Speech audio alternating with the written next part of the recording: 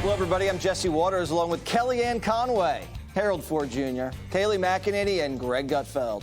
It's 5 o'clock in New York City, and this is The Five.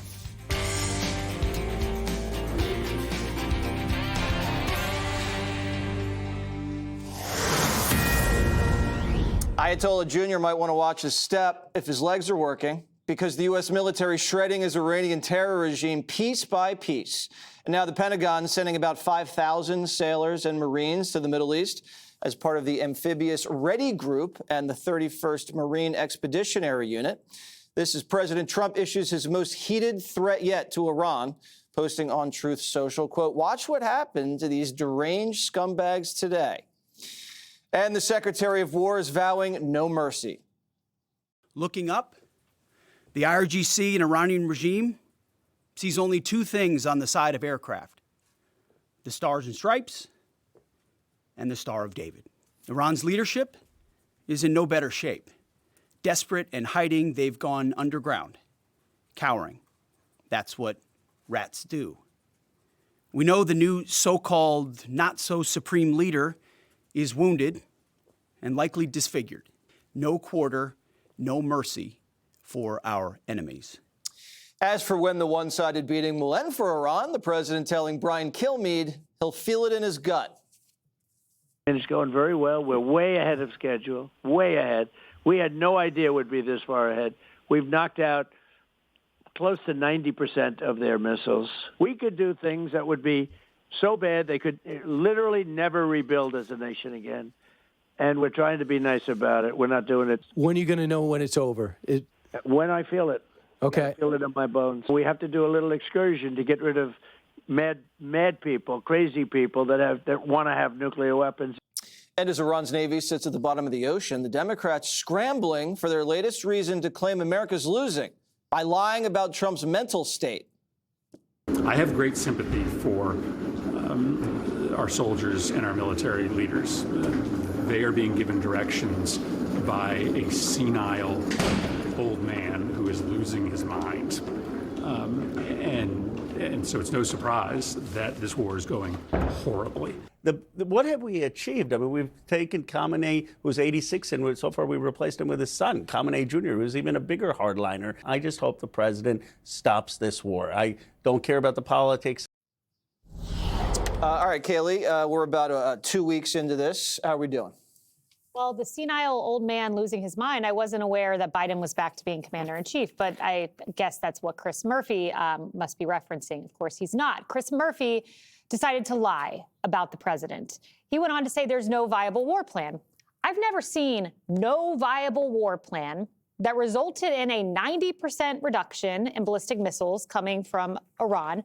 I've never seen no war plan that resulted in 95% decrease in drone attacks, that resulted in a Navy that is no longer combat viable, no longer combat ready, the sinking, the destruction of 90 ships.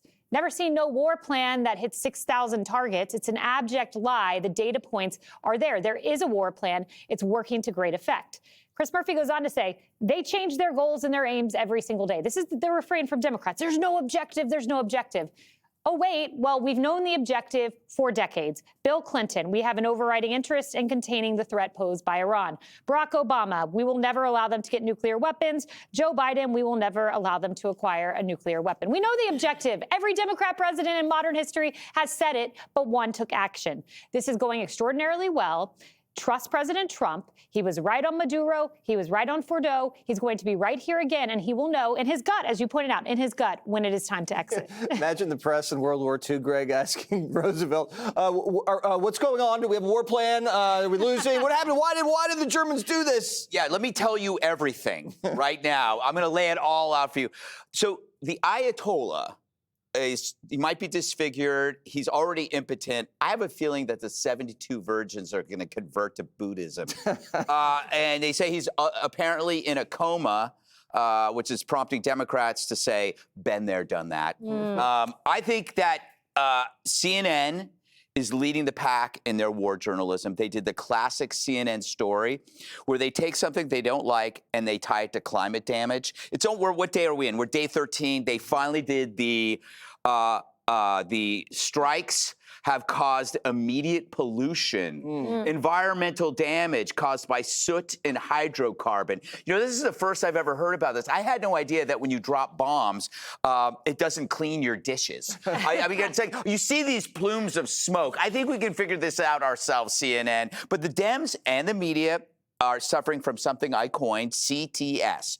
Children's Table Syndrome, because they've lost credibility and trust among the Americans. They're kind of stuck in the kiddie table, in the kitchen, screaming for attention. You have Chris Murphy, for example, talking about senility after he spooned a dementia patient for 4 years. They scream about gas prices, which they didn't scream about when the Ukraine war started and caused the prices to jump up. So the fact is, when they say stuff, nobody takes it seriously. Lastly, when you hear Trump talk about Iran, what does it sound like? It sounds like everything else he talks about, whether it's his political adversaries here, the media, or celebrities. When he says deranged scumbag, that could be about De Niro. He doesn't change his tone or delivery even when he's talking about foreign policy. He doesn't dress it up with flowery language. I don't think you're going to find another leader less impressed by power, which is hilarious, because the Dems love to call him a king or a fascist, but he's really ambivalent about presidents, kings, theocracies. He doesn't put them on a pedestal, and he won't bow. That's why his language is consistent. He uses power to advance American interests. Democrats, gaining power is their interest. How have the Democrats navigated the first 2 weeks of this mission, Harold? Well, first, it's good to be with you. I don't quite look at that. I think there's some people whom are saying things that I think are relevant. Some people I think are saying things because they just dislike the president so much, and there are probably things that he could say that they would never agree with. And there's some Republicans who can't come to agree with Democrats at all. But I take a step back. I differ with my friend Kayleigh just a little bit. I think the president's saying, "I will know it when I feel it in my bones." I think about the great doctrines, the Truman Doctrine, which committed our support to countries resisting communism, the Eisenhower Doctrine, which is very similar, as it said that those Middle Eastern countries would do the same thing back in the 50s and the 60s. I think part of maybe the president's bones are a great way to determine whether or not this thing and how he feels is the great thing. But when you're committing U.S. troops, we have a history in the country of, I would agree with Greg and everybody around the table, not explaining everything and every detail and every moment, for that matter, all of the time. But you invoke Roosevelt. During World War II, President Roosevelt would conduct fireside chats, and he asked the country to take out a map. He said, we're in a different kind of war. You got to understand the entire world and how we're thinking about this. I'm not saying we go back to doing that, Jesse, but we have more tools, more technology, more ways for people to access things. And I think some of the frustration here is when you hear the Secretary of War say you don't need to worry about that, when we were talking about whether the Strait of Hormuz would be reopen or not if it was dangerous. When the president said, show some guts, I can't imagine Jesse Jr. or my son Harold that I would want them when they get of age, for the president of the United States to say, show some guts and go through a military exercise or go through something that our military themselves are trying to figure out. I just don't think that's necessarily the right look. I'm not defending Democrats who I think go overboard at times, but we're owed more than what we're being given right now. For those who want it all, Kayleigh, I would agree. We shouldn't give all of the information, you and Greg both. But when I feel it in my bones is when I know it's over. We deserve more than that as Americans, and we have a history of getting more from that from our president. Well, we have a communications expert right here. Do you think the language from Hegseth and the president on the Strait and on the timing has been effective? Yes, I do. And the Democrats have been very ineffective and impotent here because, look, when the Department of Homeland Security, well, he mentioned Robert De Niro, so that reminded me of it, and I just moved it on over to the Democrats.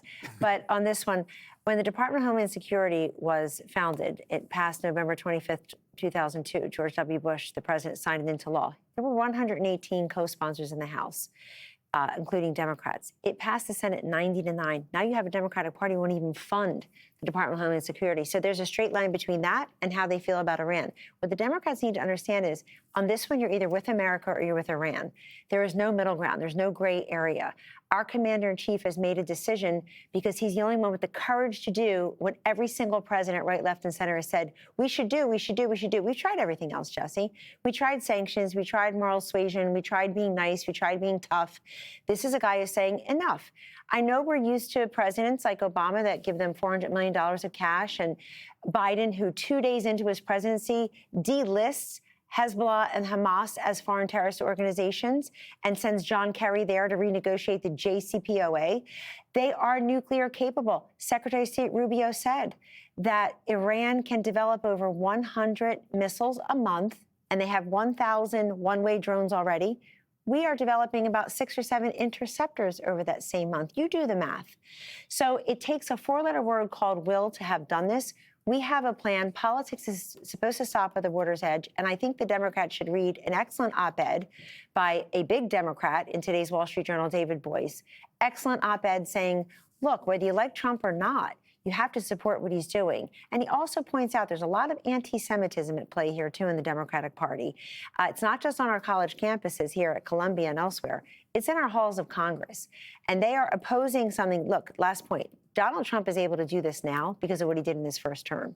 He made this country energy dominant. We became net exporters of petro, of oil and gas for the first time in American history. He flooded those reserves with more energy, allowed dopey Biden in November 2021 to start unleashing it. Why did he unleash it? Not because he stood up to Iran, but because he wanted to lower gas prices.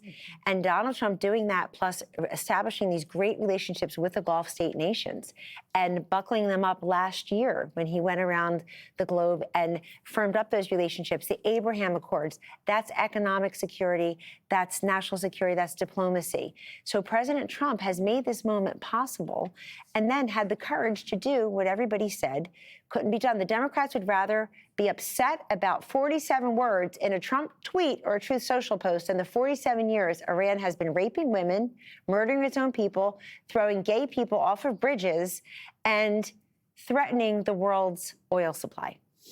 I'm a Democrat who's not anti-Semitic, and I just want to, I think trying to, that sweeping kind of thing there. I hear You're admitting that there are That's a good disclaimer, Harold. Well, there are a lot of Republicans that are anti-Semitic too, Kellyanne. So there are a lot of them. Unfortunately, we live in we shouldn't make light of the things that are happening. Does anybody else want to announce how anti-Semitic they aren't? Yeah, I'll throw my hand up. Okay. Thank you. I'm going to hold off for a while. I'm going to wait and see what happens. Be sure to like and subscribe for all the Fox News latest on YouTube, and catch full shows streaming now on Fox One.